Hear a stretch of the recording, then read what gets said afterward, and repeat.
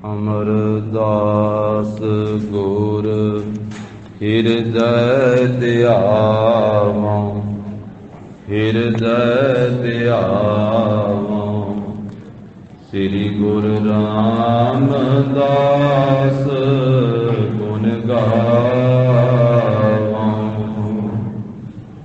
श्री अर्जुन विघ्नन के नाशक, विघ्नन के नाशक।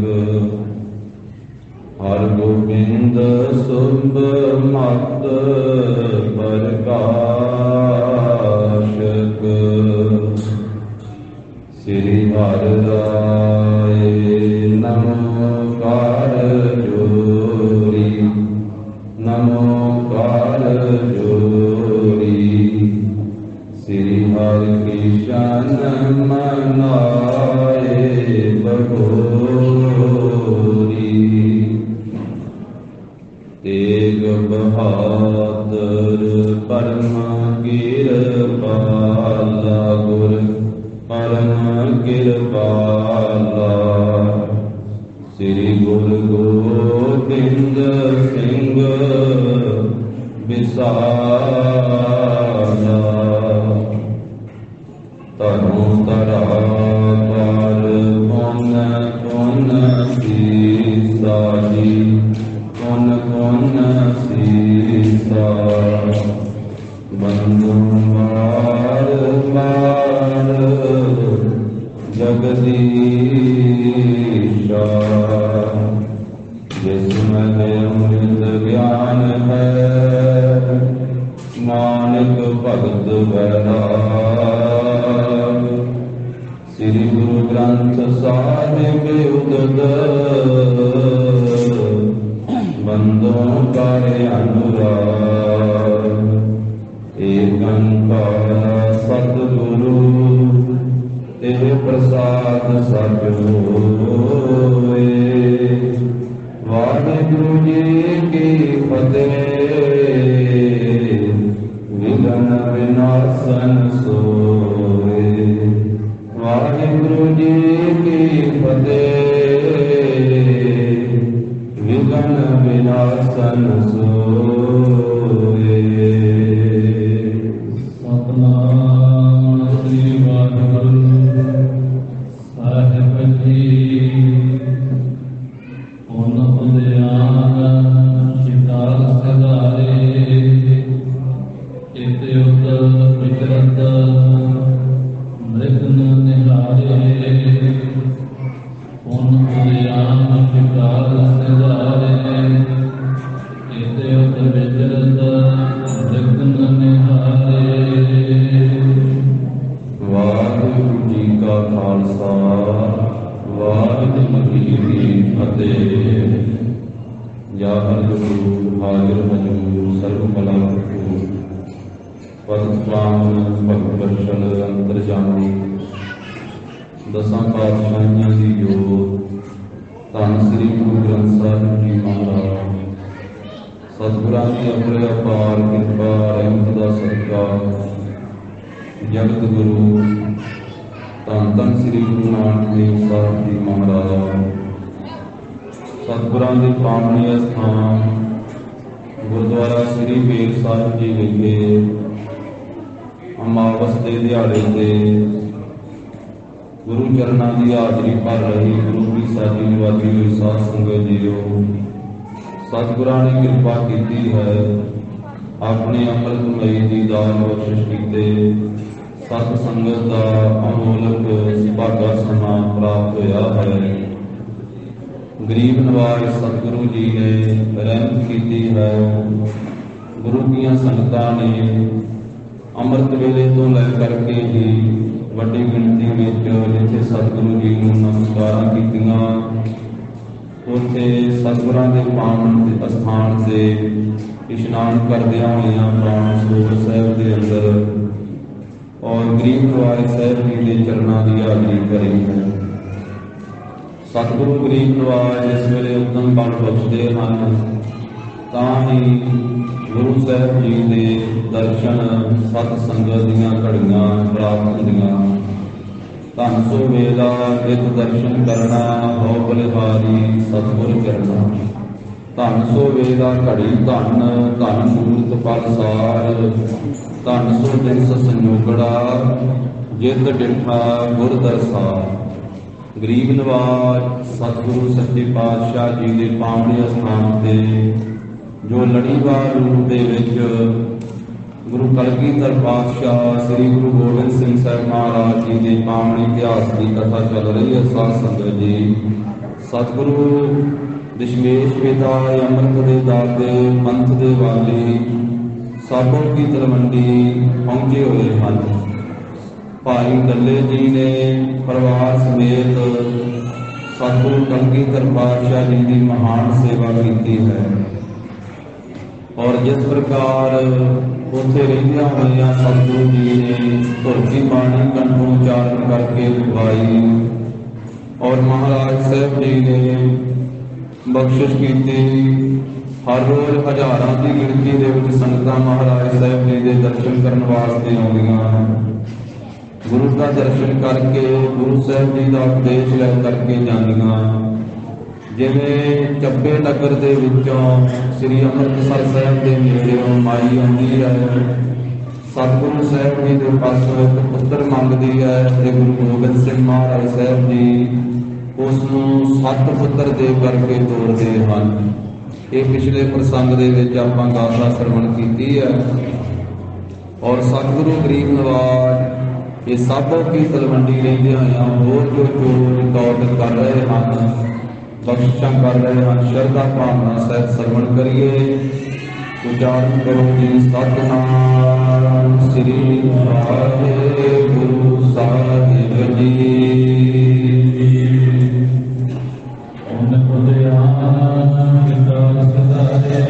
ਗੁਰੂ ਕਲਗੀਧਰ ਪਾਤਸ਼ਾਹ ਮਹਾਰਾਜ ਗਰੀਬ ਨਵਾਜ ਆਪਣੇ ਘੋੜੇ ਤੇ ਸਵਾਰ ਹੋ ਕਰਕੇ ਨਾਲ ਆਪਣੀਆਂ ਫੌਜਾਂ ਨੂੰ ਲੈ ਕਰਕੇ ਸ਼ਿਕਾਰ ਖੇਡਣ ਵਾਸਤੇ ਸਤਿਗੁਰੂ ਸਾਹਿਬ ਜੀ ਜੰਗਲ ਵੱਲ ਨੂੰ ਗਏ ਹਨ।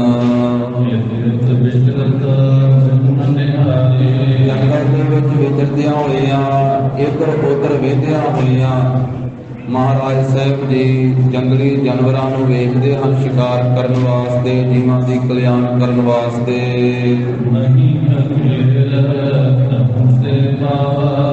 ਔਰ ਅੱਜ ਜੰਗਲ ਵਿੱਚ ਵਿਚਰਦਿਆਂ ਹੋਇਆਂ ਕੋਈ ਵੀ ਸ਼ਿਕਾਰ ਹੱਥ ਨਹੀਂ ਲੱਗਾ ਹੈ, ਕੋਈ ਵੀ ਸ਼ਿਕਾਰ ਪ੍ਰਾਪਤ ਨਹੀਂ ਹੋਇਆ ਹੈ।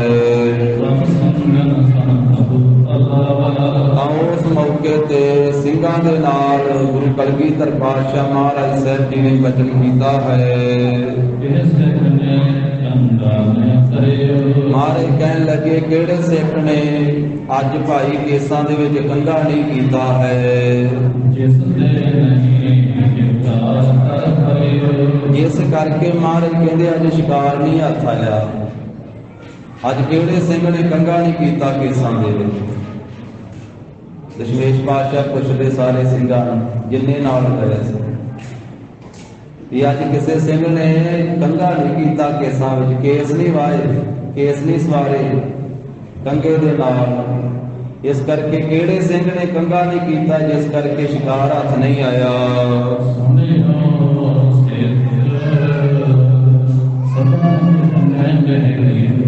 ਸਾਰਿਆਂ ਨੇ ਗੁਰੂ ਸਾਹਿਬ ਜੀ ਦਾ ਬਚਨ ਸੁਣਿਆ ਤੇ ਉਸ ਵੇਲੇ ਇੱਕ ਸਿੱਖ ਨੇ ਫਿਰ ਬੇਨਤੀ ਕਹਿ ਦਿੱਤੀ, ਉਹ ਜਿਹਨੇ ਨਹੀਂ ਸੀ ਨਾ ਕੀਤਾ, ਦਿਲ ਉਤਰ ਜਿਹਾ ਪਾਇਆ ਸੀ, ਢਿੱਲਾ ਮੱਠਾ ਜਿਹਾ ਸੀ, ਉਹਨੇ ਬੇਨਤੀ ਕੀਤੀ ਮਹਾਰਾਜ ਅੱਜ ਮੈਂ ਨਹੀਂ ਕੇਸਾਂ ਵਿੱਚ ਕੰਘਾ ਕੀਤਾ, ਅੱਜ ਮੈਂ ਮਹਾਰਾਜ ਕੇਸਾਂ ਵਿੱਚ ਕੰਘਾ ਨਹੀਂ ਕੀਤਾ। ਇਸ ਕਰਕੇ ਗਰੀਬ ਨਵਾਜ ਸੱਚੇ ਪਾਤਸ਼ਾਹ ਮੈਂ ਅੱਜ ਦਸਤਾਰ ਨਹੀਂ ਸਜਾਈ ਹੈ, ਭਾਵ ਪਿਛਲੀ ਸਜੀ ਸਜਾਈ ਰੱਖ ਲਈ, ਕੇਸਾਂ ਦੇ ਵਿੱਚ ਕੰਘਾ ਨਹੀਂ ਕੀਤਾ ਤੇ ਦਸਤਾਰ ਜਿਵੇਂ ਮਹਾਰਾਜ ਦੀ ਮਰਿਆਦਾ ਵੀ ਉਸ ਤਰ੍ਹਾਂ ਨਹੀਂ ਸਜਾਈ। ਫਿਰ ਸਤਿਗੁਰੂ ਜੀ ਨੇ ਹੁਕਮ ਕੀਤਾ ਤਾਂ ਹੀ ਅੱਜ ਸ਼ਿਕਾਰ ਨਹੀਂ ਪ੍ਰਾਪਤ ਹੋਇਆ। ਸਿੰਘਾ ਚੱਲ ਹੁਣ ਹੀ ਕੰਘਾ ਕਰ ਲਾ ਕੇਸਾਂ ਦੇ ਵਿੱਚ।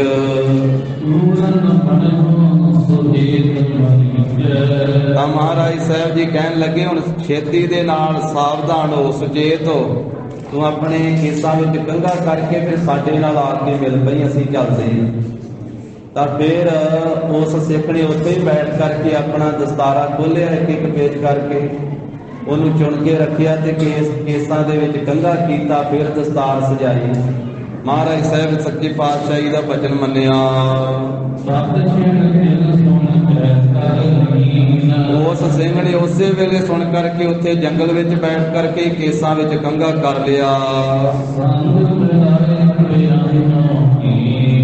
ਫਿਰ ਨਾਲ ਮਿਲਾ ਕਰਕੇ ਉਸ ਸਿੰਘ ਨੂੰ ਮਹਾਰਾਜ ਸਾਹਿਬ ਜੀ ਨੇ ਅੱਗੇ ਕੂਚ ਕੀਤਾ, ਅੱਗੇ ਪਿਆਨਾ ਕੀਤਾ, ਅੱਗੇ ਜਾਣਾ ਕੀਤਾ। ਗਰੀਬ ਨਵਾਜ ਸਾਹਿਬ ਜੀ ਨੇ ਨਾਲ ਮਿਲਾ ਕਰ ਹਾਂਜੀ। ਫਿਰ ਜਿਸ ਵੇਲੇ ਮਹਾਰਾਜ ਸਾਹਿਬ ਜੀ ਜੰਗਲ ਦੇ ਵਿੱਚ ਵਿਚਰੇ ਫਿਰੇ ਹਨ ਤਾਂ ਮਹਾਰਾਜ ਸਾਹਿਬ ਜੀ ਨੇ ਸ਼ਿਕਾਰ ਵੇਖ ਕਰਕੇ ਇੱਕ ਸ਼ਿਕਾਰ ਕੋ ਮਾਰਨ ਕਰੇ, ਸ਼ਿਕਾਰ ਨੂੰ ਵੇਖ ਕਰਕੇ ਸਤਿਗੁਰੂ ਜੀ ਨੇ ਫਿਰ ਉਹਨੂੰ ਮਾਰਨਾ ਕੀਤਾ। ਤੇ ਸਤਿਗੁਰੂ ਕੱਲਾ ਮਾਰਦੇ ਹੀ ਨਹੀਂ ਸੀ, ਮਹਾਰਾਜ ਸਾਹਿਬ ਜੀ ਤਾਰਦੇ ਸਨ। ਜਿਸ ਦਾ ਵੀ ਸ਼ਿਕਾਰ ਕਰਦੇ ਆ ਉਹਦੀ ਪਿਛਲੇ ਜੂਨ ਵੀ ਦੱਸ ਦਿੰਦੇ ਸੀ, ਪਿਛਲਾ ਜਨਮ ਵੀ ਦੱਸ ਦਿੰਦੇ ਸੀ, ਉਹਦੀ ਕਲਿਆਣ ਕਰਦਿਆ ਕਰਦੇ ਸਨ।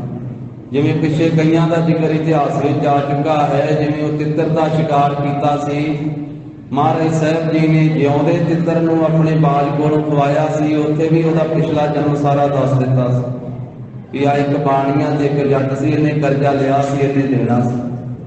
ਉਹ ਸਾਰਾ ਪਿਛੇ ਇਤਿਹਾਸ ਵਿੱਚ ਆਇਆ। ਹੋਰ ਵੀ ਕਈਆਂ ਥਾਵਾਂ ਤੇ ਇਸੇ ਤਰ੍ਹਾਂ ਕੱਲਾ ਸ਼ਿਕਾਰ ਕਰਦੇ ਹੀ ਨਹੀਂ ਸੀ ਮਹਾਰਾਜ, ਉਹਦੀ ਕਲਿਆਣ ਕਰਦੇ ਸੀ, ਮਾਰਦੇ ਹੀ ਨਹੀਂ ਸੀ, ਤਾਰਦੇ ਸੀ ਨਾਲ ਸਤਿਗੁਰੂ।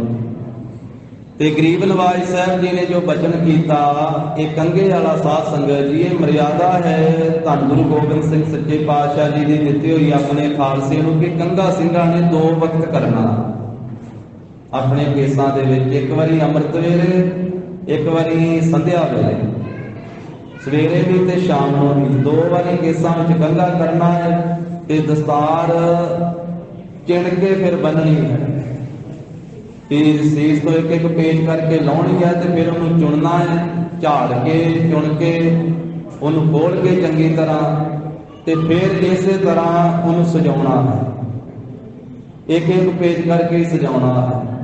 ਇਹ ਮਰਿਆਦਾ ਹੈ। ਰਹਿਤਨਾਮੇ ਵਿੱਚ ਬਚਨ ਲਿਖੇ ਹੋਏ ਆ, ਕੰਘਾ ਦੋਨੋਂ ਵਕਤ ਕਰ, ਪਾਗ ਚੁਣੇ ਕਰ ਬੰਧਾਈ, ਦਾਤਣ ਨੀਤ ਕਰੇ ਨਾ ਦੁਖ ਪਾਵਹਿ ਲਾਲ ਜੀ।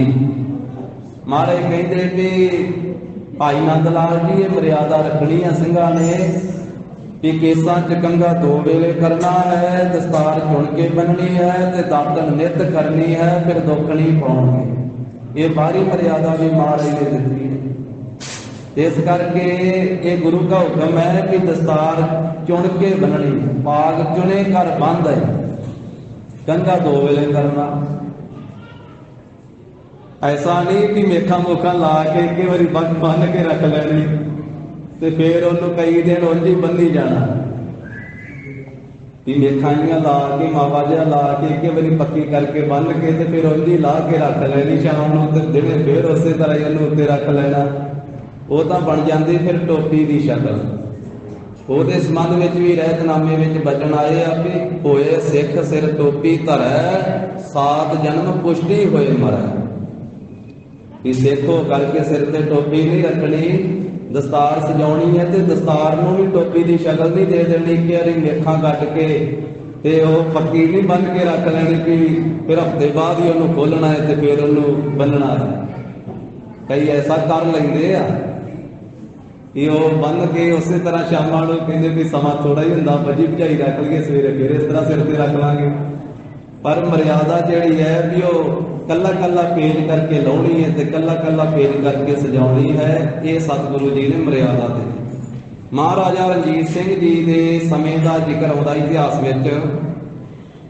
ਇੱਕ ਭਜੰਗੀ ਨੇ ਬੜੀ ਸੋਹਣੀ ਦਸਤਾਰ ਸਜਾਈ ਤੇ ਮਹਾਰਾਜਾ ਰਣਜੀਤ ਸਿੰਘ ਵੇਖ ਕੇ ਖੁਸ਼ ਹੋਏ ਤੇ ਕਹਿਣ ਲੱਗੇ ਨਾਲ ਦੀਆਂ ਸਾਥੀਆਂ ਨੂੰ ਕਿ ਇਹ ਭਜੰਗੀ ਨੇ ਦਸਤਾਰ ਬੜੀ ਸੋਹਣੀ ਸਜਾਈ ਆ ਤੇ ਇਹਨੂੰ, ਇਸ ਭਜੰਗੀ ਨੂੰ 5 ਪਿੰਡ ਇਨਾਮ ਦੇ ਦਿਓ। 5 ਪਿੰਡ ਉਸ ਨੂੰ ਆਪਣੇ ਪਾਸ ਬੁਲਾਇਆ, ਕਹਿੰਦੇ ਭਜੰਗੀਆ ਤੂੰ ਬੜੀ ਸੋਹਣੀ ਦਸਤਾਰ ਸਜਾਈ।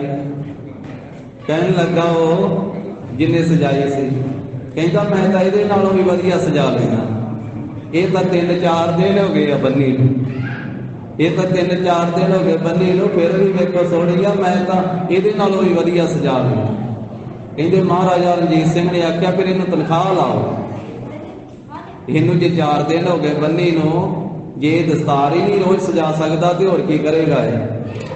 ਜੇ ਇਹਦੇ ਕੋਲ ਇੰਨਾ ਸਮਾਂ ਹੀ ਨਹੀਂ ਕਿ ਦਸਤਾਰ ਹੀ ਇੱਕੋ ਇੱਕ ਦਸਤਾਰ ਵਾ ਜਿਹੜੀ ਸਜਾਈ ਜਾਂਦੀ ਆ ਸੀਸ ਤੇ, ਬਾਕੀ ਸਾਰੇ ਕੱਪੜੇ ਪਾਏ ਜਾਂਦੇ ਆ, ਕੁੜਤਾ ਤਾਂ ਨਹੀਂ ਸਜਾਇਆ ਜਾਂਦਾ ਜਾਂ ਹੋਰ ਕੋਈ ਵਸਤਰ ਤਾਂ ਨਹੀਂ ਸਜਾਇਆ ਜਾਂਦਾ, ਉਹ ਤਾਂ ਪਾਏ ਜਾਂਦੇ ਆ, ਬਾਕੀ ਸਾਰੇ ਵਸਤਰ ਪਾਏ ਜਾਂਦੇ ਆ ਤੇ ਦਸਤਾਰ ਸਜਾਈ ਜਾਂਦੀ, ਸਾਬਤ ਸੂਰਤ ਦਸਤਾਰ ਸਿਰਾ।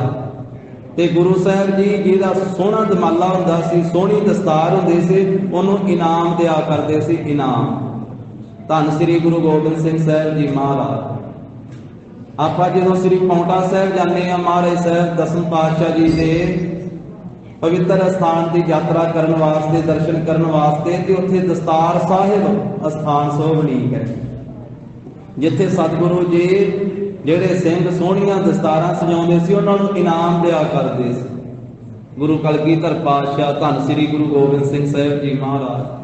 ਇਹ ਦਸਤਾਰਾਂ ਸਾਨੂੰ ਸ੍ਰੀ ਗੁਰੂ ਨਾਨਕ ਦੇਵ ਸਾਹਿਬ ਮਹਾਰਾਜ ਨੇ ਬਖਸ਼ਿਸ਼ ਕੀਤੀਆਂ। ਸਾਧ ਸੰਗਤ ਜੀ, ਸਾਬਤ ਸੂਰਤ ਰਹਿਣਾ, ਦਸਤਾਰ ਸਜਾਉਣੀ, ਇਹਨੂੰ ਪਰਪੱਕਤਾ ਦਿੱਤੀ ਹੈ ਸਾਰੇ ਗੁਰੂ ਸਾਹਿਬਾਨ ਨੇ, ਤੇ ਕਲਗੀਧਰ ਪਾਤਸ਼ਾਹ ਨੇ ਤਾਂ ਇਹ ਮਰਿਆਦਾ ਹੀ ਬਣਾ ਦਿੱਤੀ। ਗੁਰੂ ਕੇ ਸਿੰਘ ਥੱਲੇ ਕੇਸਕੀ ਕਰਕੇ ਫਿਰ ਉੱਤੇ ਦਸਤਾਰ ਸਜਾਉਂਦੀ ਹੈ, ਦੂਰੀਆਂ ਦਸਤਾਰਾਂ। ਤੋ ਸਤਿਗੁਰੂ ਸੱਚੇ ਪਾਤਸ਼ਾਹ ਮਹਾਰਾਜ ਸਾਹਿਬ ਜੀ ਨੇ ਉਸ ਵੇਲੇ ਬਚਨ ਕੀਤਾ, ਪਰ ਸਿੰਘ ਨੇ ਉਥੇ ਜੰਗਲ ਵਿੱਚ ਬੈਠ ਕਰਕੇ ਛੇਤੀ ਦੇ ਨਾਲ ਕੇਸਾਂ ਵਿੱਚ ਕੰਘਾ ਕਰਕੇ ਤੇ ਦਸਤਾਰ ਸਜਾ ਲੈਣਾ ਕੀਤੀ ਹੈ।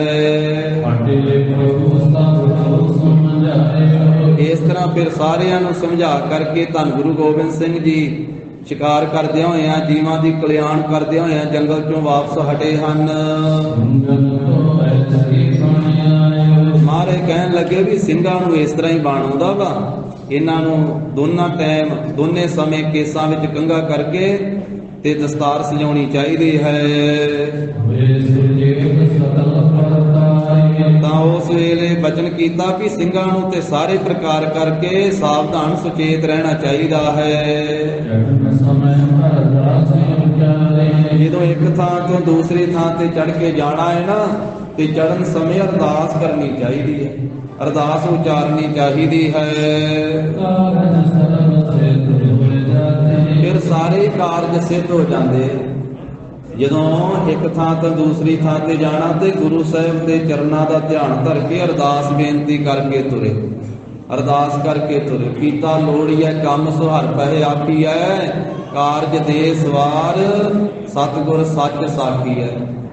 ਤਾਂ ਫਿਰ ਮਹਾਰਾਜ ਕਹਿੰਦੇ ਸਾਰੇ ਕਾਰਜ ਰਾਸ ਹੋ ਜਾਂਦੇ ਹਨ।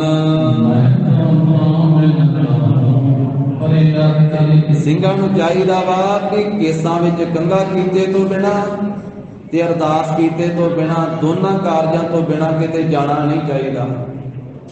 ਜੇ ਕੇਸਾਂ ਵਿੱਚ ਕੰਘਾ ਨਹੀਂ ਕੀਤਾ ਤੇ ਅਰਦਾਸ ਨਹੀਂ ਕੀਤੀ, ਇਸ ਕਰਕੇ ਸਾਵਧਾਨ ਹੋ ਕੇ ਕੇਸਾਂ 'ਚ ਕੰਘਾ ਕਰਕੇ ਦਸਤਾਰਾ ਸਜਾ ਕੇ ਅਰਦਾਸ ਬੇਨਤੀ ਮਹਾਰਾਜ ਦੇ ਚਰਨਾਂ 'ਚ ਕਰਕੇ ਤੇ ਫਿਰ ਤੁਰਨਾ ਚਾਹੀਦਾ ਹੈ। ਇਹ ਸਤਿਗੁਰੂ ਸਾਹਿਬ ਜੀ ਦੀ ਸਿੱਖਿਆ ਸਾਰਿਆਂ ਨੇ ਸੁਣ ਕਰਕੇ ਮੰਨੀ ਹੈ। ਇਸ ਪ੍ਰਕਾਰ ਆਪ ਸਤਿਗੁਰੂ ਜੀ ਨੇ ਆਪਣੇ ਸੁਭਾਈਮਾਨ ਵਕਤ ਤੋਂ ਬਚਨ ਕੀਤਾ ਹੈ। ਇਸ ਤਰ੍ਹਾਂ ਸਤਿਗੁਰੂ ਗਰੀਬ ਨਵਾਜ ਸਾਹਿਬ ਜੀ ਫਿਰ ਆਪਣੇ ਡੇਰੇ ਤੇ ਸਾਬੋ ਕੀ ਤਲਵੰਡੀ ਜਿੱਥੇ ਪੜਾ ਲਾਇਆ ਸੀ ਉੱਥੇ ਆ ਕਰਕੇ ਗਰੀਬ ਨਵਾਜ ਸੋਭਨੀਕ ਹੋਏ। ਰਾਤ ਦਾ ਸਮਾਂ ਬਤੀਤ ਹੋਇਆ ਹੈ ਤੇ ਸਵੇਰੇ ਸਤਿਗੁਰੂ ਗਰੀਬ ਨਵਾਜ ਸਾਹਿਬ ਜੀ ਸਥਿਤ ਹੋਏ ਹਨ। ਗੁਰੂ ਸਾਹਿਬ ਜੀ ਦਾ ਖਾਲਸਾ ਕਰਕੇ ਸਾਰਾ ਨੇੜੇ ਬੈਠਾ ਹੈ। ਸਾਰੀਆਂ ਸੰਗਤਾਂ ਮਹਾਰਾਜ ਸਾਹਿਬ ਜੀ ਦੇ ਦਰਸ਼ਨ ਕਰ ਰਹੀਆਂ ਤੇ ਦਰਸ਼ਨਾਂ ਦਾ ਵੱਡਾ ਭਾਰੀ ਫਲ ਪ੍ਰਾਪਤ ਕਰ ਰਹੀਆਂ। ਗੁਰੂ ਕੇ ਦਰਸ਼ਨਾਂ ਦਾ ਕਿੱਡਾ ਵੱਡਾ ਫਲ ਹੈ। ਜੰਮਣਾ ਮਰਨਾ ਕੱਟਿਆ ਜਾਂਦਾ ਹੈ, ਸਾਰੀਆਂ ਬਖਸ਼ਿਸ਼ਾਂ ਪ੍ਰਾਪਤ ਹੁੰਦੀਆਂ ਹਨ। ਮੈਂ ਮੂਰਖ ਕੀ ਕੇਤਕ ਬਾਤ ਹੈ, ਕੋਟ ਅਪਰਾਧੀ ਤਰਿਆ ਰੇ। ਗੁਰ ਨਾਨਕ ਜਿਨ ਸੁਣਿਆ ਵੇਖਿਆ, ਸੇ ਫਿਰ ਗਰਭਾਸ ਨਾ ਭਰਿਆ ਰੇ।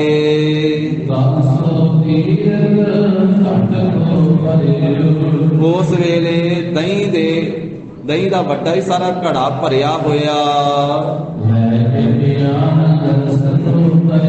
ਇੱਕ ਪ੍ਰੇਮੀ ਆਇਆ ਇਹ ਦਹੀਂ ਦਾ ਭਰਿਆ ਹੋਇਆ ਵੱਡਾ ਘੜਾ ਲੈ ਕਰਕੇ ਆ ਕੇ ਗੁਰੂ ਸਾਹਿਬ ਜੀ ਦੇ ਦਰਸ਼ਨ ਕੀਤੇ ਹਨ।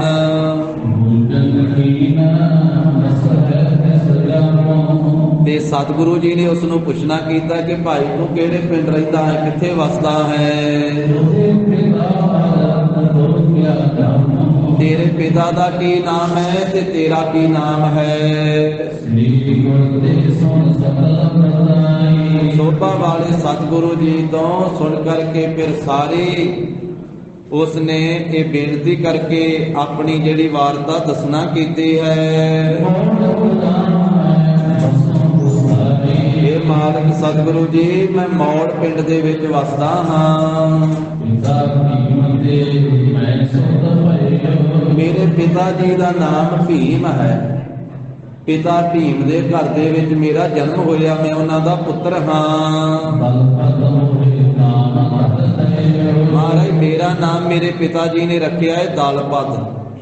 ਦਲਪਤ ਮੇਰਾ ਨਾਮ ਰੱਖਿਆ ਮੇਰੇ ਪਿਤਾ ਜੀ ਨੇ।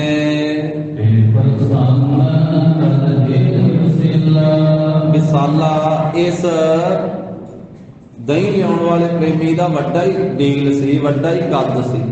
ਵੱਡਾ ਸਾਰਾ ਇਹਦਾ ਕੱਦ ਵੇਖ ਕਰਕੇ ਜਦੋਂ ਇਹਨੇ ਆਪਣਾ ਪਿੰਡ ਦੱਸਿਆ ਕਿ ਮਹਾਰਾਜ ਮੇਰਾ ਮੌੜ ਪਿੰਡ ਹੈ, ਪਿਤਾ ਦਾ ਨਾਮ ਭੀਮ ਹੈ, ਮੇਰਾ ਨਾਮ ਦਲਪਤ ਹੈ, ਤੇ ਗੁਰੂ ਕਲਗੀਧਰ ਪਾਤਸ਼ਾਹ ਜੀ ਪ੍ਰਸੰਨ ਹੋਏ, ਖੁਸ਼ ਹੋਏ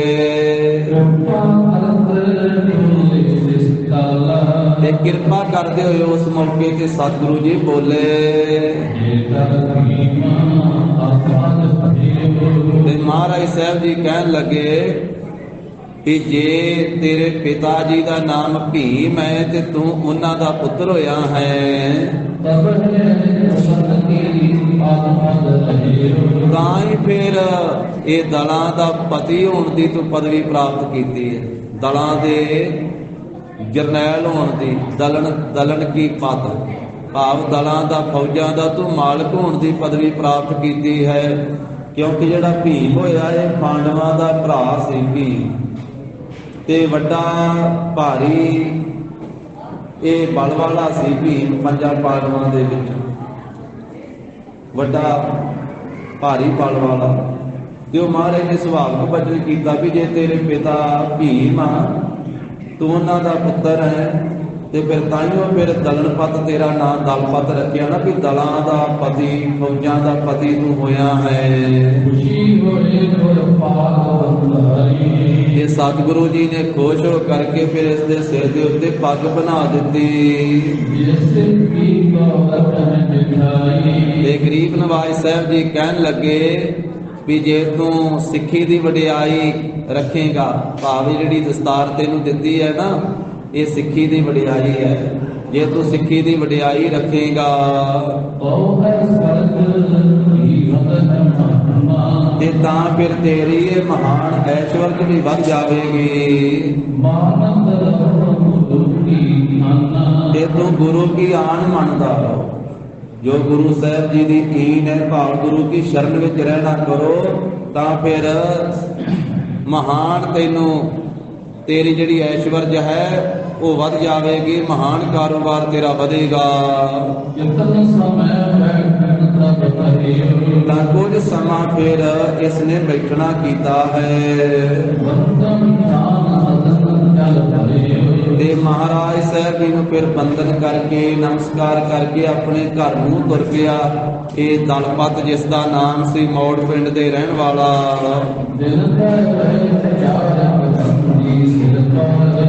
ਤਾਂ ਜੋ ਦਸਤਾਰ ਗੁਰੂ ਸਾਹਿਬ ਜੀ ਨੇ ਖੁਸ਼ੀ ਨਾਲ ਇਹਦੇ ਸਿਰ ਤੇ ਬਣਾਈ ਸੀ ਨਾ, ਉਹ 2-4 ਦਿਨ ਇਹਨੇ ਬੰਨੀ ਆਪਣੇ ਸਿਰ ਦੇ ਉੱਤੇ।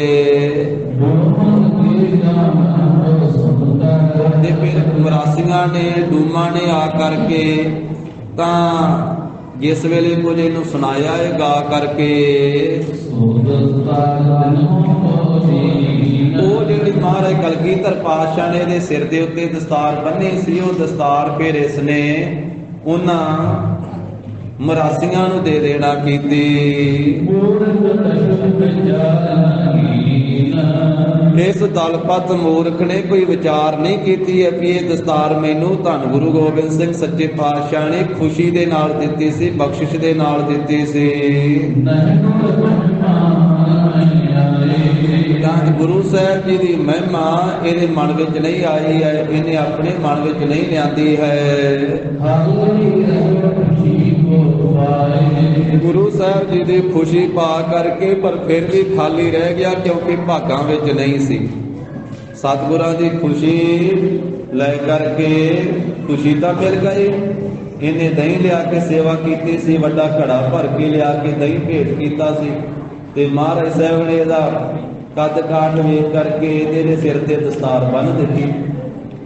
ਇਹਨੇ ਆਪਣੇ ਘਰੇ ਜਾ ਕੇ 2-4 ਦਿਨ ਆਪਣੇ ਸਿਰ ਤੇ ਦਸਤਾਰ ਬੰਨ੍ਹੀ, ਤੇ ਉਹ ਮਰਾਸੀਆਂ ਨੇ ਆ ਕੇ ਕੋਈ ਗੀਤ ਜਿਹਾ ਗਾ ਕੇ ਇਹਨੂੰ ਸੁਣਾਇਆ। ਡੂਮਾਂ ਨੇ ਉਹਨਾਂ ਤੇ ਖੁਸ਼ ਹੋ ਕਰਕੇ ਆਪਣੇ ਸਿਰ ਦੀ ਦਸਤਾਰ ਲਾ ਕੇ ਤੇ ਉਹਨਾਂ ਨੂੰ ਦੇ ਦਿੱਤੀ।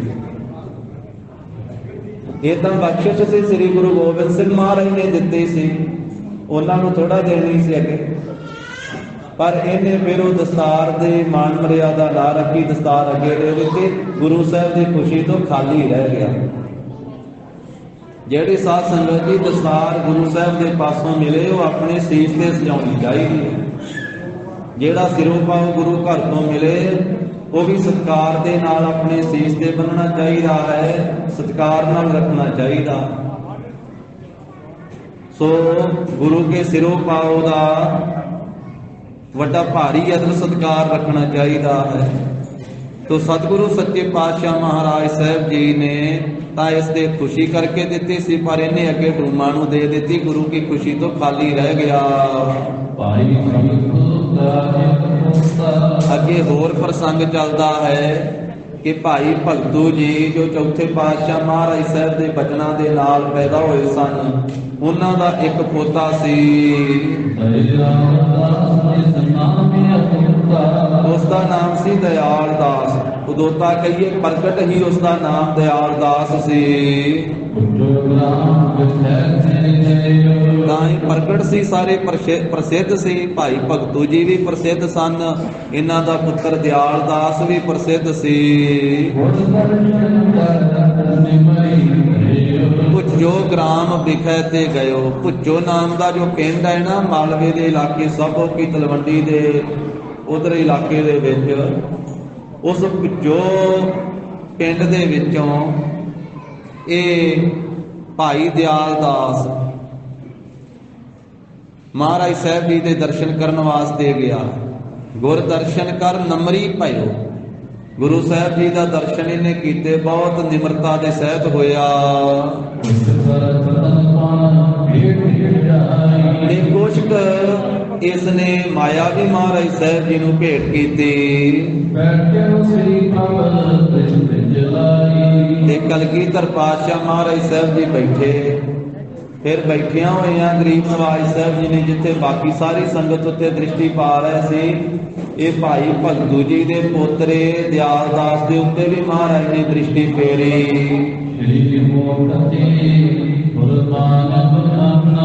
ਤੇ ਸੁਭਾਏਮਾਨ ਮੁਖ ਤੋਂ ਮਹਾਰਾਜ ਸਾਹਿਬ ਜੀ ਨੇ ਫਰਮਾਇਆ, ਬਚਨ ਕੀਤਾ ਗਰੀਬ ਨਵਾਜ ਸਾਹਿਬ ਜੀ ਨੇ। ਤਾਂ ਗਰੀਬ ਨਵਾਜ ਨੇ ਬਚਨ ਕੀਤਾ ਕਿ ਭਾਈ ਦਿਆਲ ਦਾਸ ਤੂੰ ਹੁਣ ਦਿਆਲ ਸਿੰਘ ਬਣ ਜਾ।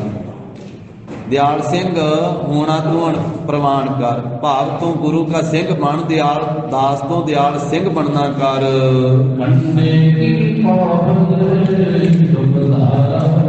ਤੇ ਭਾਈ ਦਿਆਲ ਦਾਸ ਤੂੰ ਖੰਡੇ ਬਾਟੇ ਦਾ ਅੰਮ੍ਰਿਤ ਛਕ ਕੇ ਦਿਆਲ ਦਾਸ ਤੋਂ ਦਿਆਲ ਸਿੰਘ ਬਣਨਾ ਕਰ।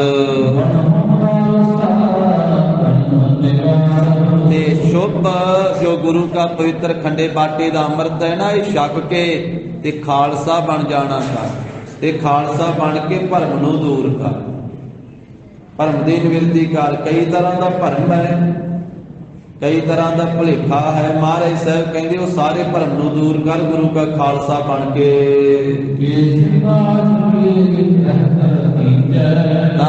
ਸੱਤ ਸੂਰ ਧੋਣਾ, ਇਹ ਕੇਸਾਂ ਦੀ ਰਹਿਤ।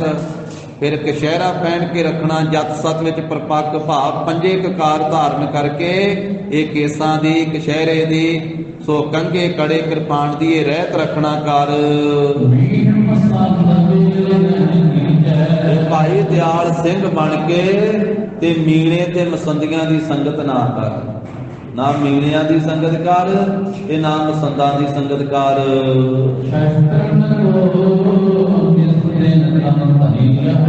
ਤੇ ਸ਼ਸਤਰਾਂ ਨੂੰ ਰਾਤ ਦਿਨੇ ਆਪਣੇ ਸਰੀਰ ਤੇ ਧਾਰਨ ਕਰਕੇ ਰੱਖ।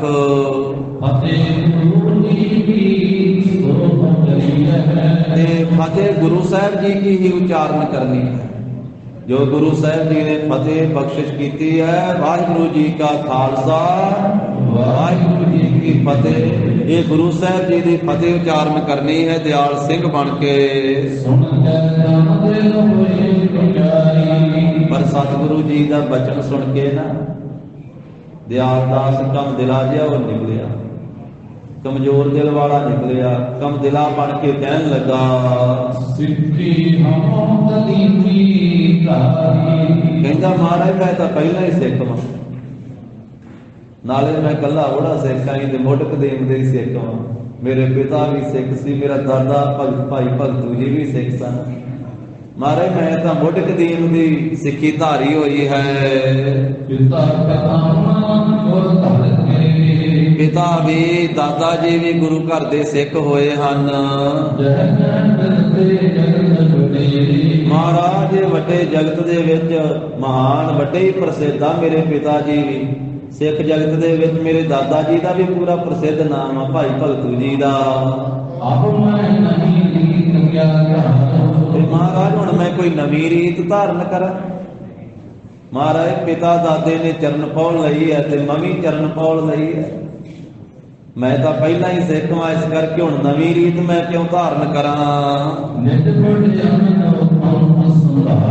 ਮਹਾਰਾਜ ਮੈਂ ਤਾਂ ਆਪਣੇ ਵੱਡਿਆਂ ਦਾ ਹੀ ਪੰਥ ਸੰਭਾਲਾਂਗਾ ਕਿ ਜਿਹੜੇ ਰਾਹ ਤੇ ਮੇਰੇ ਵੱਡੇ ਚੱਲਦੇ ਰਹੇ ਆ, ਦਾਦਾ ਜੀ ਪਿਤਾ ਜੀ ਉਹ ਬਜ਼ੁਰਗ ਜਿਸ ਰਾਹ ਤੇ ਚੱਲਦੇ ਰਹੇ ਆ ਕਿ ਉਹਨਾਂ ਨੇ ਨਹੀਂ ਸੀ ਖੰਡੇ ਬਾਟੇ ਦਾ ਅੰਮ੍ਰਿਤ ਛਕਿਆ, ਉਹਨਾਂ ਨੇ ਚਰਨ ਪੌਲ ਲਈ ਸੀ ਤੇ ਮੈਂ ਵੀ ਉਹਨਾਂ ਵਾਲੇ ਰਾਹ ਤੇ ਚੱਲਣਾ ਹੈ।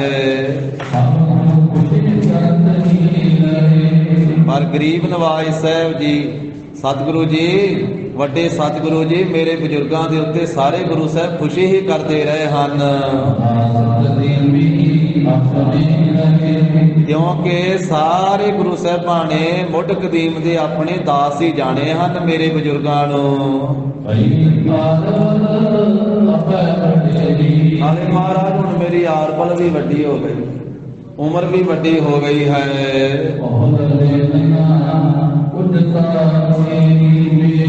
ਮਹਾਰਾਜ ਹੁਣ ਮੇਰੀ ਖੰਡੇ ਬਾਟੇ ਦਾ ਅੰਮ੍ਰਿਤ ਛਕਣ ਦੀ ਯੋਗਤਾ ਨਹੀਂ ਹੈ, ਕਿਉਂਕਿ ਮੇਰੀ ਉਮਰ ਵੱਡੀ ਹੋ ਗਈ ਹੈ।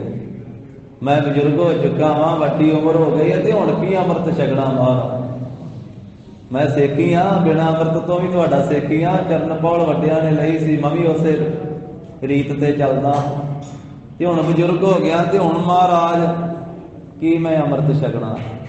ਕਈ ਇਸ ਤਰ੍ਹਾਂ ਅੱਜ ਕੱਲ੍ਹ ਵੀ ਕਹਿ ਦਿੰਦੇ ਆ ਵੀ ਹੁਣ ਤਾਂ ਲੰਘ ਗਿਆ ਸਮਾਂ, ਹੁਣ ਕੀ ਅੰਮ੍ਰਿਤ ਛਕਣਾ। ਤੇ ਕਈ ਜਿਹੜੇ ਉਹ ਕਹਿੰਦੇ ਕੋਨੀ ਹਾਲੇ ਬਚਪਨ ਦੇ ਵਿੱਚ ਆ ਬੱਚਿਆਂ ਨੂੰ ਕੀ ਸਿਖਾਉਣਾ ਵਾ, ਉਹ ਕਹਿੰਦੇ ਹੁਣੇ ਕੀ ਇਹਨਾਂ ਨੂੰ ਬੰਧਨ ਪਾ ਦੇਣਾ। ਕਈ ਤੇ ਅੱਖਰ ਵਰਤਦੇ ਨੇ ਬੱਚਿਆਂ ਵਾਸਤੇ, ਕਹਿੰਦੇ ਵੀ ਬੱਚੇ ਆ ਛੋਟੇ ਛੋਟੇ, ਇਹਨਾਂ ਦੇ ਖਾਣ ਪੀਣ ਦੀ ਉਮਰ ਵਾ, ਹੁਣ ਇਹ ਅੰਮ੍ਰਿਤ ਛਕਾ ਕੇ ਇਹਨਾਂ ਨੂੰ ਕੀ ਬੰਧਨ ਵਿੱਚ ਪਾ ਦੇਣਾ।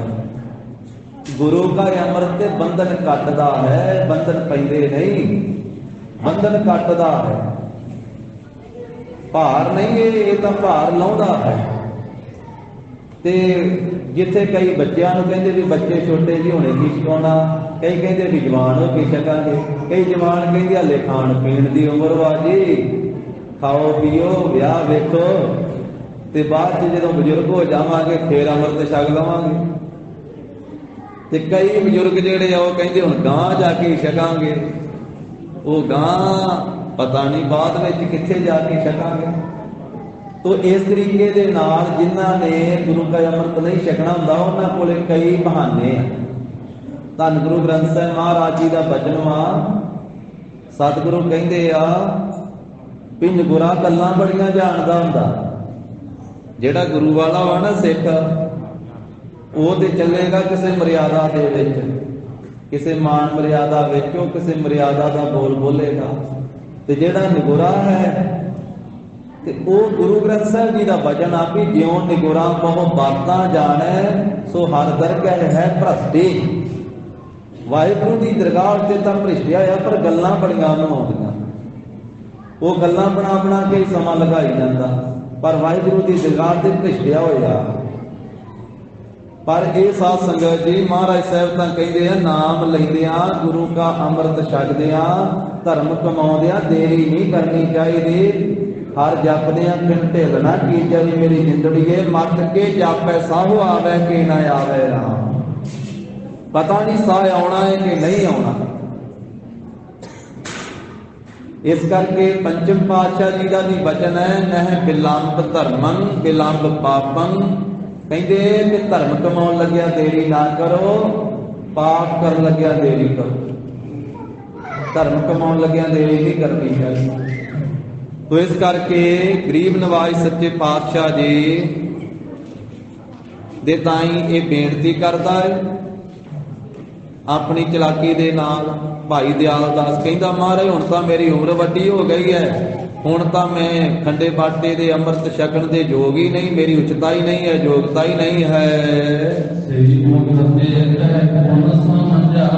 ਸੁਭਾਈਮਾਨ ਮੁਖ ਤੋਂ ਸਤਿਗੁਰੂ ਜੀ ਨੇ ਕਹਿ ਕੇ ਫੇਰ ਦਿਆਲ ਦਾਸ ਨੂੰ ਸਮਝਾਇਆ। ਸਤਿਗੁਰੂ ਕਹਿੰਦੇ, ਦਿਆਲ ਦਾਸ ਅਸੀਂ ਇਹ ਖਾਲਸਾ ਪੰਥ ਜਿਹੜਾ ਹੈ ਇਹ ਉੱਤਮ ਪੰਥ ਚਲਾਇਆ ਹੈ।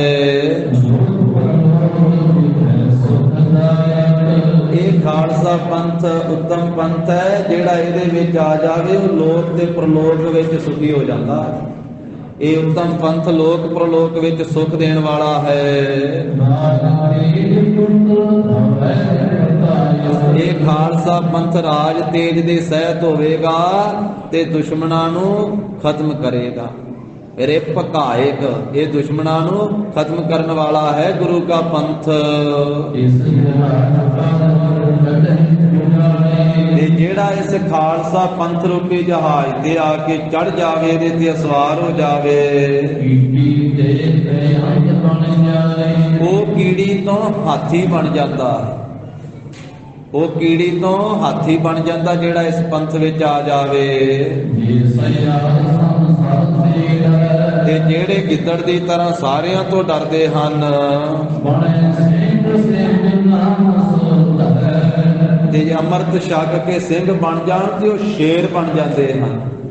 ਜਿਹੜੇ ਗਿੱਦੜਾਂ ਵਰਗੇ ਉਹ ਗੁਰੂ ਕਾ ਅੰਮ੍ਰਿਤ ਛਕ ਕੇ ਸ਼ੇਰ ਬਣ ਜਾਂਦੇ ਆ, ਸਿੰਘ ਨਾਮ ਰੱਖ ਕੇ। ਇਸ ਕਰਕੇ ਹੇ ਦਿਆਲ ਦਾਸ, ਤੈਨੂੰ ਵੀ ਚਾਹੀਦਾ ਗੁਰੂ ਕਾ ਅੰਮ੍ਰਿਤ ਧਾਰਨ ਕਰੇ, ਗੁਰੂ ਕਾ ਅੰਮ੍ਰਿਤ ਛਕੇ, ਗੁਰੂ ਕੀ ਸਿੱਖੀ ਵਿੱਚ ਆਵੇਂ। ਇਸ ਕਰਕੇ ਇਹ ਜਿਹੜੀ ਮਸੰਦੀ ਵਾਲੀ ਰੀਤ ਹੈ ਨਾ, ਇਹਨੂੰ ਨਾ ਧਾਰਨ ਕਰ। ਗੁਰੂ ਕਾ ਸਿੰਘ ਬਣ, ਗੁਰੂ ਕਾ ਅੰਮ੍ਰਿਤ ਛਕ, ਤੇ ਐਵੇਂ ਗੱਦੀ ਲਾ ਕੇ ਆਪਣੀ ਪੂਜਾ ਕਰਾਉਣ ਵਾਲੀ ਜਿਹੜੀ ਇਹ ਮਸੰਦੀ ਵਾਲੀ ਰੀਤ, ਇਹ ਨਾ ਧਾਰਨ ਕਰ ਮਸੰਦਾਂ ਵਾਲੀ। ਮਹਾਰਾਜ ਸਾਹਿਬ ਜੀ ਦਾ ਇਹ ਬਚਨ ਫੇਰ ਸੁਣ ਕਰਕੇ ਇਹਨੇ ਫੇਰ ਹਟਾ ਦਿੱਤਾ ਦਿਆਲ ਦਾਸ ਨੇ। ਕਲਗੀਧਰ ਪਾਤਸ਼ਾਹ ਜੀ ਦੇ ਬਚਨਾਂ ਉੱਤੇ ਭਤੀਜਿਆ ਹੀ ਨਹੀਂ ਹੈ, ਇਹਨੇ ਭਰੋਸਾ ਹੀ ਨਹੀਂ ਕੀਤਾ ਹੈ। ਕਹਿੰਦਾ ਮਹਾਰਾਜ ਹੁਣ ਤਾਂ ਇਸੇ ਤਰ੍ਹਾਂ ਹੀ ਕਿਰਪਾ ਕਰਦੇ ਰਹੋ ਮੇਰੇ ਤੇ। ਮੈਂ ਤਾਂ ਮਹਾਰਾਜ ਇਸੇ ਤਰ੍ਹਾਂ ਹੀ ਰਵਾਂਗਾ ਜਿਵੇਂ ਮੇਰੇ ਪਿਤਾ ਜੀ ਸੀ, ਜਿਵੇਂ ਮੇਰੇ ਦਾਦਾ ਜੀ ਸੀ, ਭਾਵ ਕਿ ਮੈਂ ਖੰਡੇ ਬਾਟੇ ਦਾ ਅੰਮ੍ਰਿਤ ਨਹੀਂ ਛਕਣਾ। ਇਸ ਤਰ੍ਹਾਂ ਜਦੋਂ ਇਹਨੇ ਫੇਰ ਦੁਬਾਰਾ ਮਹਾਰਾਜ ਦਾ ਬਚਨ ਹਟਾ ਦਿੱਤਾ ਨਾ, ਫਿਰ ਸੁਣ ਕੇ ਸਰਾਪ ਰੂਪੀ ਬਚਨ ਕਰ ਦਿੱਤਾ ਕਲਗੀਧਰ ਪਾਤਸ਼ਾਹ ਨੇ। ਸਤਿਗੁਰੂ ਕਹਿੰਦੇ ਵਾਰ-ਵਾਰ ਤੈਨੂੰ ਆਖਿਆ ਤੇ ਦਿਆਲ ਦਾਸਾ ਤੂੰ ਵਾਰ-ਵਾਰ ਸਾਡਾ ਬਚਨ ਉਲਟਾ ਦਿੱਤਾ ਹੈ। ਤੂੰ ਸਾਡੇ ਕੋਲੋਂ, ਅਸੀਂ ਆਪ ਤੈਨੂੰ ਖੰਡੇ ਬਾਟੇ ਦਾ ਅੰਮ੍ਰਿਤ ਛਕਾਉਣਾ ਸੀ, ਸਾਡੇ ਕੋਲੋਂ ਤੂੰ ਖੰਡੇ ਬਾਟੇ ਦੀ ਪੌੜ ਨਹੀਂ ਲਈ, ਗੁਰੂ ਕਾ ਅੰਮ੍ਰਿਤ ਨਹੀਂ ਛਕਿਆ। ਤੇ ਇਸ ਕਰਕੇ ਤੇਰੀ ਹੋਰ ਹੀ ਬੁੱਧੀ ਬਣ ਗਈ ਹੈ। ਹੱਠ ਕਰਕੇ ਤੂੰ ਇਹ ਆਪਣੀ ਬੁੱਧੀ ਜਿਹੜੀ ਹੈ ਦ੍ਰਿੜ ਕਰ ਲਈ ਹੈ। ਤੇ ਜਦੋਂ ਮਾਰੇ ਕਹਿੰਦੇ ਸਾਡੇ ਪੰਥ ਦੇ ਵਿੱਚ ਕਮਜਾਤ ਨੀਵੀਂ ਜਾਤਾਂ ਵਾਲੇ ਮਿਲ ਜਾਣਗੇ।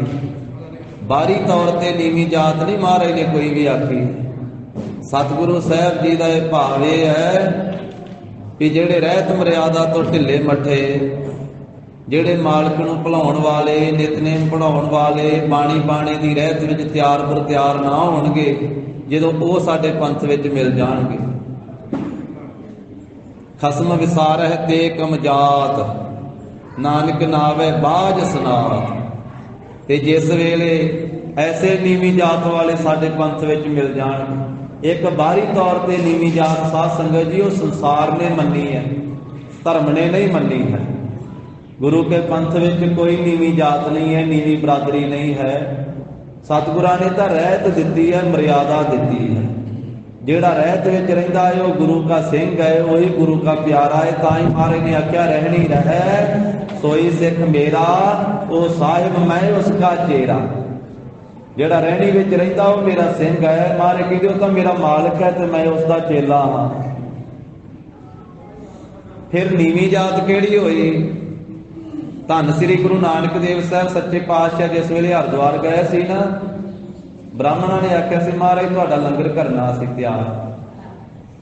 ਪਹਿਲਾਂ ਨਹੀਂ ਸੀ ਆਖਿਆ। ਜਿਸ ਵੇਲੇ ਮਹਾਰਾਜ ਸਾਹਿਬ ਜੀ ਦੇ ਕੌਤਕ ਵੇਖੇ ਸੀ, ਗੁਰੂ ਦਾ ਉਪਦੇਸ਼ ਸੁਣਿਆ ਸੀ, ਜਿਸ ਵੇਲੇ ਮਹਾਰਾਜ ਨੇ ਲਹਿੰਦੇ ਵੱਲ ਨੂੰ ਜਲ ਸੁੱਟਿਆ ਸੀ, ਜਿਸ ਵੇਲੇ ਉਹ ਬੈਠੇ ਹੋਏ ਮਾਲਾ ਲੈ ਕੇ ਜਿੰਨੇ ਗੰਗਾ ਦੇ ਕੰਢੇ ਤੇ ਬੈਠੇ ਸੀ ਉਹਨਾਂ ਦੇ ਮਨ ਦੱਸ ਦਿੱਤੇ ਸੀ ਮਹਾਰਾਜ ਨੇ ਵੀ ਕਿੱਥੇ ਕਿੱਥੇ ਕਿਹਦਾ ਮਨ ਕਿੱਥੇ ਕਿੱਥੇ ਫਿਰਦਾ, ਕੀ ਸੋਚਦੇ, ਹੱਥਾਂ ਵਿੱਚ ਮਾਲਾ ਫਿਰਦੀਆਂ ਤੇ ਮਨ ਕਿੱਥੇ ਘੁੰਮਦਾ।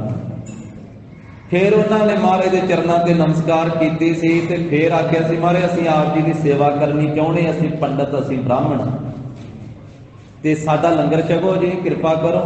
ਮਹਾਰਾਜ ਕਹਿੰਦੇ ਛਕਦੇ ਆ ਲੰਗਰ ਤੁਹਾਡਾ, ਛਕ ਲੈਨੇ ਪ੍ਰਸ਼ਾਦਾ ਪਾਣੀ ਤੁਹਾਡਾ, ਪਰ ਛਕਾਂਗੇ ਤਾਂ ਜੇ ਸੁੱਚਾ ਹੋਇਆ। ਉਹ ਬ੍ਰਾਹਮਣ ਸੀ, ਪੰਡਤ ਸਭ ਤੋਂ ਜ਼ਿਆਦਾ ਆਪਣੇ ਆਪ ਨੂੰ ਸੁੱਚਾ ਮੰਨਦੇ ਨਾ। ਉਹ ਕਹਿੰਦੇ ਨੀਵੀਂ ਜਾਤ ਵਾਲੇ ਦਾ ਸਾਨੂੰ ਪਰਛਾਵਾਂ ਵੀ ਨਹੀਂ ਆਉਣਾ ਚਾਹੀਦਾ। ਭਗਤ ਕਬੀਰ ਸਾਹਿਬ ਜੀ ਉਹਨਾਂ ਦਾ ਤਾਂ ਪਰਛਾਵਾਂ ਆ ਜਾਂਦਾ ਸੀ ਪੰਡਤਾਂ ਨੂੰ, ਤੇ ਉਹ ਕਹਿੰਦੇ ਇਹ ਭਿੱਟੇ ਗਏ। ਲਿਖਿਆ ਵਾ ਭਗਤੀ ਦੇ ਜੀਵਨ ਵਿੱਚ। ਨਾਮਦੇਵ ਸਾਹਿਬ ਜੀ ਤਾਂ ਜੇ ਮੰਦਿਰ 'ਚ ਆ ਜਾਂਦੇ ਸੀ ਤੇ ਉਹ ਕਹਿੰਦੇ ਸੀ ਸਾਡਾ ਮੰਦਿਰ ਹੀ ਭਿੱਟਿਆ ਗਿਆ। ਨਾਮਦੇਵ ਸਾਹਿਬ ਨੂੰ ਤਾਂ ਧੱਕੇ ਮਾਰ ਕੇ ਬਾਹਰ ਕੱਢ ਦਿੱਤਾ ਸੀ। ਕਹਿੰਦੇ ਸ਼ੂਦਰ ਆ ਗਿਆ, ਸੂਦ ਕਰ ਮਾਰੇ ਉਠਾਏ।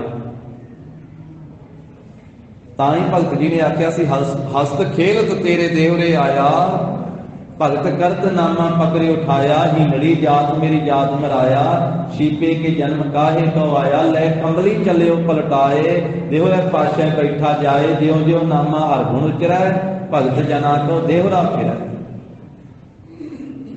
ਤੇ ਗਰੀਬ ਨਵਾਜ ਸੱਚੇ ਪਾਤਸ਼ਾਹ ਜੀ ਨੇ ਉਹਨਾਂ ਭਗਤਾਂ ਨੂੰ ਆਪਣੇ ਬਰਾਬਰ ਬਿਠਾਇਆ ਜਿਨ੍ਹਾਂ ਨੂੰ ਧੱਕੇ ਮਾਰੇ ਸੀ। ਹੰਕਾਰੀ ਬ੍ਰਾਹਮਣ, ਅਹੰਕਾਰੀਆਂ ਨਿੰਦਕਾ ਪਿੱਠ ਦੇ ਨਾਮ ਦੇ ਉਹ ਮੁਕਲਾਏ। ਪਰਮੇਸ਼ਰ ਨੇ ਤਾਂ ਮੰਦਰ ਘੁਮਾ ਕੇ ਨਾਮ ਦੇ ਸਾਹਿਬ ਵੱਲੇ ਕਰ ਹੀ ਦਿੱਤਾ ਸੀ। ਧੰਨ ਗੁਰੂ ਨਾਨਕ ਸਾਹਿਬ ਮਹਾਰਾਜ ਨੇ ਆਖਿਆ ਵੀ ਜੇ ਤੁਹਾਡਾ ਲੰਗਰ ਹੋਇਆ ਸੁੱਚਾ ਫਿਰ ਛਕਾਂਗੇ, ਜੇ ਹੋਇਆ ਭਿੱਟਿਆ ਫਿਰ ਨਹੀਂ ਛਕਣਾ। ਮਹਾਰਾਜ ਆਓ ਤਾਂ ਸਹੀ। ਸਤਿਗੁਰੂ ਕਹਿੰਦੇ ਚੱਲੋ। ਜਿੱਥੇ ਉਹਨਾਂ ਨੇ ਲੰਗਰ ਬ੍ਰਾਹਮਣਾਂ ਨੇ ਬਣਾਇਆ ਸੀ, ਪੰਡਤਾਂ ਨੇ, ਉੱਥੇ ਪਹੁੰਚ ਗਏ ਧੰਨ ਗੁਰੂ ਨਾਨਕ ਸਾਹਿਬ ਮਹਾਰਾਜ। ਨਾਲ ਹੀ ਭਾਈ ਬਾਲਾ ਜੀ, ਨਾਲ ਹੀ ਭਾਈ ਮਰਦਾਨਾ ਜੀ। ਉਹਨਾਂ ਲਕੀਰਾਂ ਕੱਟੀਆਂ ਹੋਈਆਂ, ਲਕੀਰਾਂ ਕੱਢਦੇ, ਰੱਸੀਆਂ ਵੀ ਬੰਨ ਲੈਂਦੇ ਕਿ ਸਾਡੇ ਚੌਂਕੇ ਦੀ ਕੋਈ ਆਵੇ ਨਾ ਨੀਵੀਂ ਜਾਤੀ ਵਾਲਾ। ਲੋ ਲਕੀਰਾਂ ਕੱਢ ਦਿੰਦੇ ਵੀ ਇਹ ਤੋਂ ਪਿਛਾਂ ਬਾਕੀ ਰਹਿਣ ਸਾਰੇ, ਇੱਥੇ ਇਕੱਲੇ ਅਸੀਂ ਬ੍ਰਾਹਮਣ ਆ ਸਕਦੇ। ਮਹਾਰਾਜ ਸਾਹਿਬ ਨੂੰ ਉਹ ਲਕੀਰਾਂ ਦੇ ਅੰਦਰ ਲੈ ਕੇ ਗਏ। ਸਤਿਗੁਰੂ ਜਦੋਂ ਜਾ ਕੇ ਉੱਥੇ ਬੈਠੇ ਚੌਂਕੜਾ ਲਾਇਆ, ਮਹਾਰਾਜ ਕਹਿੰਦੇ ਵੀ ਤੁਹਾਡਾ ਲੰਗਰ ਤੇ ਭਿੱਟਿਆ ਗਿਆ, ਤੁਹਾਡਾ ਲੰਗਰ ਤੇ ਭਿੱਟਿਆ ਗਿਆ। ਮਹਾਰਾਜ ਬ੍ਰਾਹਮਣਾਂ ਤੋਂ ਬਿਨਾਂ ਇੱਥੇ ਆਇਆ ਹੀ ਕੋਈ ਨਹੀਂ, ਅਸੀਂ ਤਾਂ ਕਿਸੇ ਦਾ ਪਰਛਾਵਾਂ ਨਹੀਂ ਪੈਣ ਦਿੱਤਾ। ਅਸੀਂ ਤੇ ਲੱਕੜਾਂ ਵੀ ਧੋ ਕੇ ਬਾਲੀਆਂ, ਅਸੀਂ ਤੇ ਬਾਲਣ ਵੀ ਧੋ ਕੇ ਬਾਲਿਆ। ਉਂਝ ਇਹ ਗੱਲ ਕਹੀ ਆ, ਕਈਆਂ ਨੇ ਕਹਿਣਾ ਵੀ ਬਾਲਣ ਧੋ ਕੇ ਕਿਵੇਂ ਬਲ ਸਕਦਾ। ਗੁਰੂ ਗ੍ਰੰਥ ਸਾਹਿਬ ਮਹਾਰਾਜ ਦੀ ਬਾਣੀ 'ਚ ਲਿਖਿਆ ਕਿ ਕਰਮਕਾਂਡੀ ਲੋਕ ਲੱਕੜਾਂ ਧੋ ਕੇ ਬਾਲਦੇ। भगत कबीर साहब जी के बचना च काठी धोए जलावे, लकड़ा धो के बालते। वो धो के बालन तो किवें बना, पहला धो लेंदे आ, फिर सुका लेंदे, फिर बालदे। पहलों धो के सुकने पा के कहते उत्ते पंछियों ने बिठा कीतियां, ये झूठा बालन। वो धो के फिर सुकने पाउंदे आ, निगरानी रख के सुकाउंदे आ, फिर बालदे। चुल्हा बनाउंदे आ ते उत्तों मिट्टी पासे करके कहते उतली मिट्टी झूठी हुंदी आ, थल्लड़ी मिट्टी जिहड़ी सुच्ची कट के उहदा चुल्हा बनाउणा। वो ब्राह्मणा ने इस तरह कीता सी, कहंदे असीं तां लकड़ां भी धो बालियां महाराज। सारा कुछ सुच्चा ब्राह्मणा का लंगर तुसीं कहंदे हो भिट्टिया गया। महाराज कहंदे नीवियां जातियां इत्थे आ गईयां तां भिट्टिया गया। कहंदे जी इत्थे तां साडे ब्राह्मणा तो बिना आया ही कोई नहीं। ते महाराज कहंदे तुहाडे अंदर ही ते नीवियां जातां बैठियां होईयां, तुहाडे अंदर ही ते नीवियां जातां बैठियां होईयां। तुहाडे तो पहलां ये लंगर सुच्चा सी, जदों तुसीं इत्थे आए हो उदों लंगर भिट्टिया गया। महाराज ने बाहरली जात नूं नीवी जात नहीं आख्या, बंदे दी नीत किवें दी आ, ओहदी सोचनी किवें दी आ, ओहदे फुरने किवें दे आ। जेड़ा मालक नूं भुला दिंदा ते कुकर्म करदा वा, जिहदा मन मैला, ओहनूं नीवी जात आख्या। खसम विसारह ते कम जात, नानक नावै बाज सनात। जेड़ा मालक नूं भुलाउंदा नीवी जात वाला ओह। उत्थे गुरु साहब जी ने आख्या सी तुहाडे अंदर चार नीवियां जातां बैठियां पंडितो। ये धन गुरु नानक साहब ही कह सकदे, होर तां कोई कह नहीं सकदा। होर किहड़ी इन्नी हिम्मत आ कहण कि ब्राह्मणां दे सामने खलो के आखे भी तुहाडे अंदर चार नीवियां जातां बैठियां। ये जाहर पीर जगत गुर बाबा जी ही कह सकदे आ। उत्थे महाराज ने श्लोक उचारिया सी गरीब नवाज, कहंदे कबुद्ध डूमणी कुदया कसायण, पर निंदा घट चूहड़ी, मुट्ठी क्रोध चंडाल, कारी कड्डी क्या थिया जां चारे बैठियां ना। लकीरां जिन्नियां मर्जी कड्डी जाओ, लकीरां दे बार बार तुसीं शरीरां नूं रखिया भी आ नीवी बरादरी वाले अंदर ना आ जाण, पर तुहाडे अंदर नीवियां जातां बैठियां, तुहाडे अंदर नीवियां जातां। महाराज कहंदे जिहड़ी खोटी बुद्धि आ ना तुहाडी, ये डूम दे घर वाली मरासी दे घर वाली मरासन बैठी तुहाडे अंदर। मरासन बाहरली मरासन नूं नहीं महाराज ने माड़ा आख्या, बाहरले मरासी नूं नहीं माड़ा आख्या। उन्होंने ते रबाब पढ़ा के अपने सज्जे हथ रख के सारी उम्र कीर्तन करवाया। भाई मरदाना जी भला रबाब वजाएगा, मजलस मरदाना नी रासी। पर महाराज कहते तुहाडे अंदर नीवी जात मरासन तुहाडे अंदर बैठी, तुहाडी नीत विच, तुहाडे मन विच खोटी बुद्धि जिहड़ी कबुद्ध डूमणी। डूम कहंदे मरासी नूं ते डूमणी कहंदे उहदे घर वाली मरासन। कबुद्ध डूमणी कुदया कसायण, कसाई नूं माड़ा कहा जांदा। महाराज कहंदे कसाई नूं जन्म देण वाली कसायण तुहाडे अंदर बैठी है।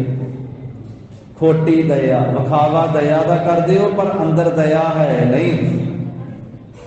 मछियां गंगा नूं जे मत्था टेकदे जे, गंगा च इशनान करते ते गंगा विचों मछियां मिल जाण ते फड़ लैंदे ते उन्हां नूं जल तोरियां कह के शक आ जांदे जे। जल तोरियां ना ही बदलना, खाना तो मीट ही आ, ना बदल के खाई जाते।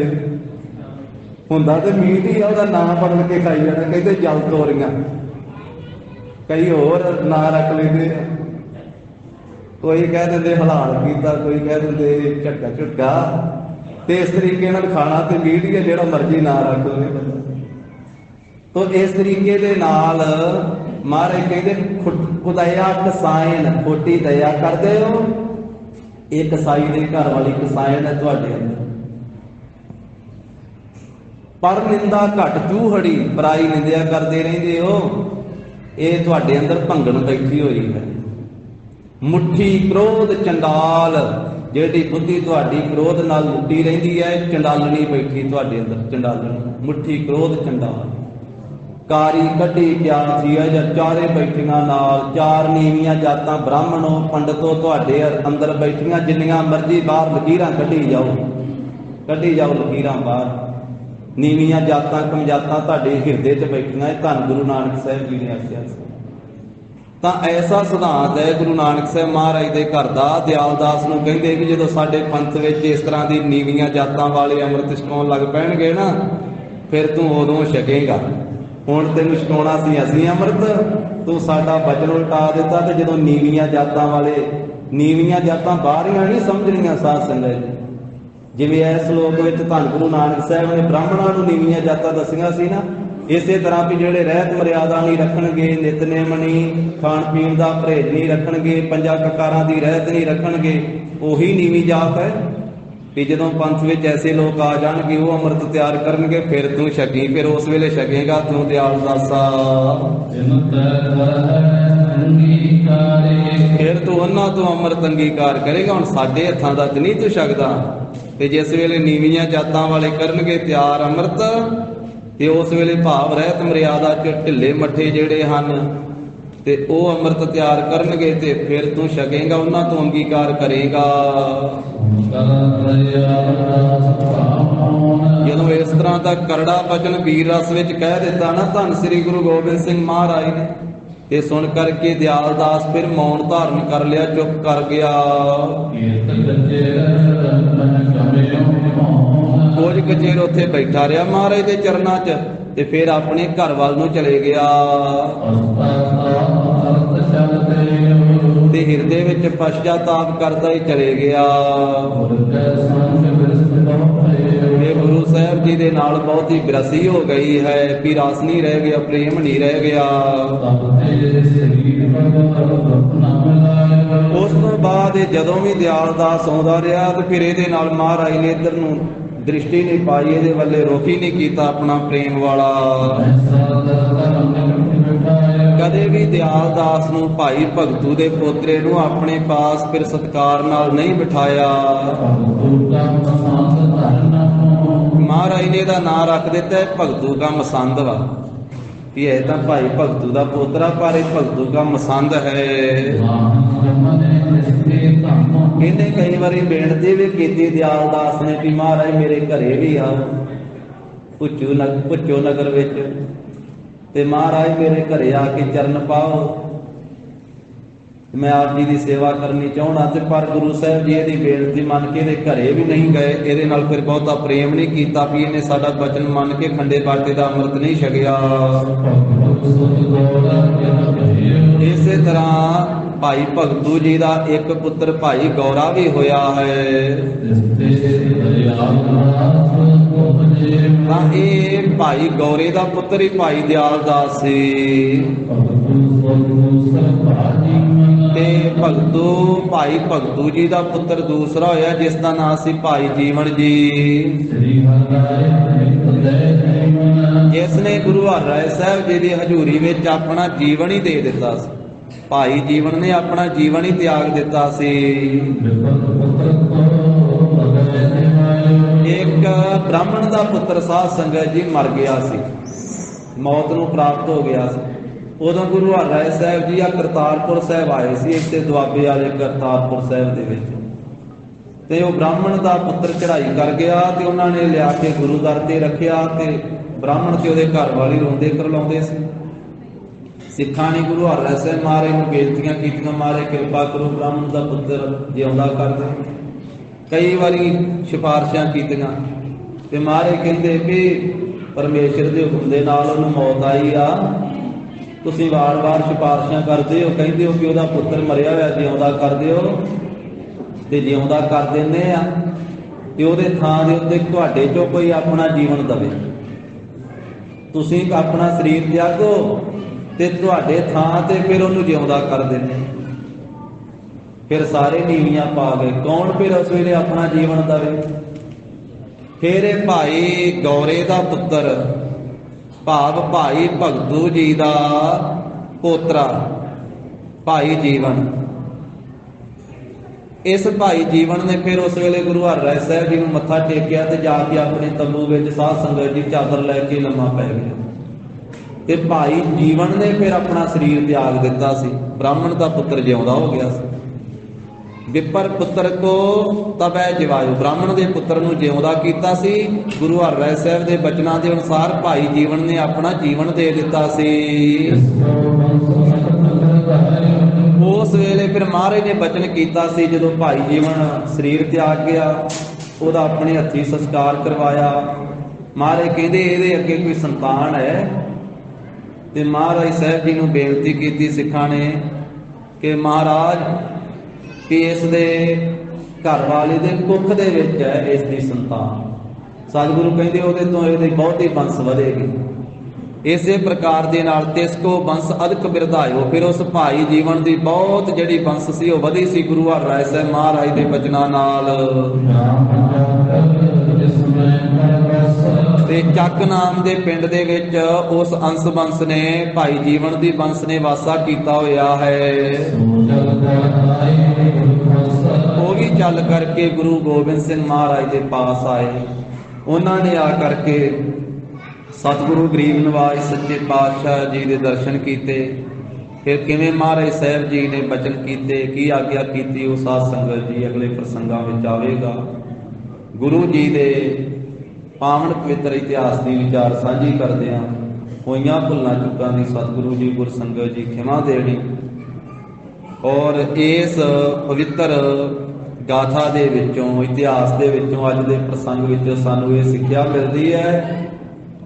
ਧੰਨ ਗੁਰੂ ਗੋਬਿੰਦ ਸਿੰਘ ਮਹਾਰਾਜ ਜੀ ਦੀ ਇਹ ਆਗਿਆ ਹੈ, ਹੁਕਮ ਹੈ ਕਿ ਹਰੇਕ ਮਾਈ ਭਾਈ ਗੁਰਸਿੱਖ ਉਹ ਖੰਡੇ ਬਾਟੇ ਦਾ ਅੰਮ੍ਰਿਤ ਛਕੇ, ਪੰਜਾਂ ਕਕਾਰਾਂ ਦਾ ਧਾਰਨੀ ਹੋਵੇ, ਗੁਰੂ ਕੀ ਦਸੀ ਰਹਿਤ ਮਰਿਆਦਾ ਵਿੱਚ ਪ੍ਰਪੱਕ ਹੋ ਕੇ ਬਾਣੀ ਦਾ ਧਾਰਨੀ ਹੋ ਕੇ ਸੇਵਾ ਸਿਮਰਨ ਕਰਕੇ ਆਪਣਾ ਜੀਵਨ ਸਫਲਾ ਕਰੇ। ਹੋਈਆਂ ਭੁੱਲਾਂ ਦੀ ਖਿਮਾ ਦੇਣੀ। ਦੇਹੋ ਸੱਜਣੇ ਅਸੀਸ ਅੜੀਆਂ ਜਿਉ ਹੋਵੇ ਸਾਹਿਬ ਸਿਉ ਮੇਲ। हे गोविंद हे गोपाल हे दयाल लाल, प्राणनाथ अनाथ सखे दीन दर्द निवार। हे समर्थ अगम पूरन मोहे मैया तार। अंधकूप महाभयान नानक पारे उतार। आए प्रभ शरणागति कृपा निध दयाल। एक अक्षर हर मन बसत नानक होत निहाल। कथा निता व्रत होत है सुनहो सिंह सुजान। नानक गुर गोबिंद सिंह जी सदा करे कल्याण। नानक गुर गोबिंद सिंह जी सदा करे कल्याण। वाहिगुरु जी का खालसा वाहिगुरु जी की फतेह। सत श्री अकाल। वाहिगुरु जी का खालसा वाहिगुरु जी की फतेह।